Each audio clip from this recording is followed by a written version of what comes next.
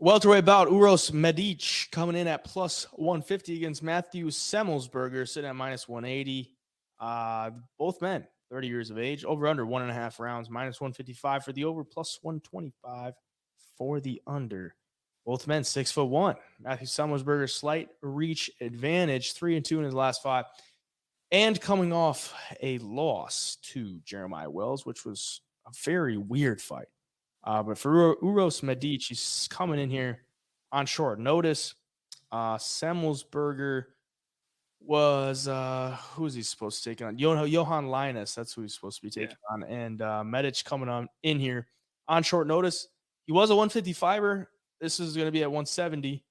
And I don't know if that's a permanent move, but it seems maybe it's just because it's on short notice. But he's a pretty big 155er, so he probably won't look too much smaller than Matthew Semelsberger. Semelsberger maybe a little bit thicker, but Semelsberger has one of the craziest knockdown rates, I think, in the UFC. Like, the guy has 9 knockdowns, I believe. 1, 2, 3, 4, 7. Yeah, 9 knockdowns in his 8 UFC fights.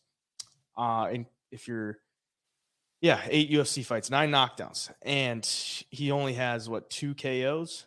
Mm-hmm. So he's knocking dudes down, but he's not quite finishing them. The 2 KOs that he's got is Jason Witt and Martin Sano.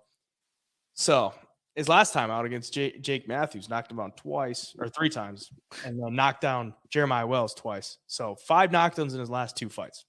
The guy is like cast iron too. It seems like if you could take shots from Jeremiah Wells, like you could probably take shots from anybody, because that guy's got some big pop and he's just a wild fighter. So I would think Semelsberger could land, the bigger shots, the bigger moments in this fight against Medic, but Medic has some pretty solid volume. I don't think the level of competition that he's been facing is the same as Semelsberger, but I think Semelsberger probably has the bigger moments, could even go to the grappling.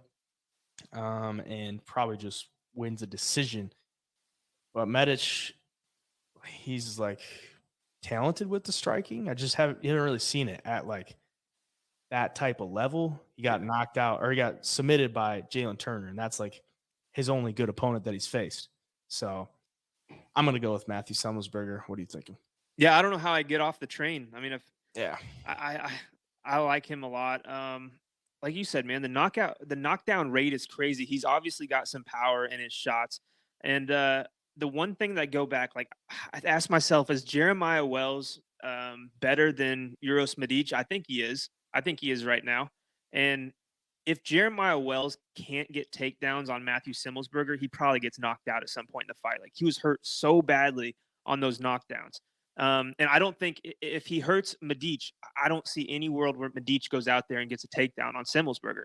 So that makes me think that if Semelsberger's chin holds up, he can eat some of the shots from Medic early, some of the body kicks, leg kicks. I think he'll just take this fight over and show there's levels to this game. Like I've been super impressed with Semelsberger, even in the loss to Jeremiah Wells. Wells he's older, but he is, newer to the UFC, and a lot of people are super high on him. And like I said, he about spoiled everybody's bets in that first round with the 2 knockdowns and looked pretty good until he got taken down 6 times. So, and the Jake Matthews performance was obviously super impressive. So, yeah, I'm gonna stick with my man Semelsberger here. And like I said, I think as this fight goes on, he just starts to take over and either finds the maybe late finish or just gets the decision.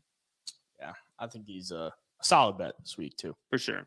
And that line is climbing too. It's like minus 145, so minus 150. Now it's moving up towards like minus 200. So yeah, you want it, you probably got to hop on pretty quick because it could keep going.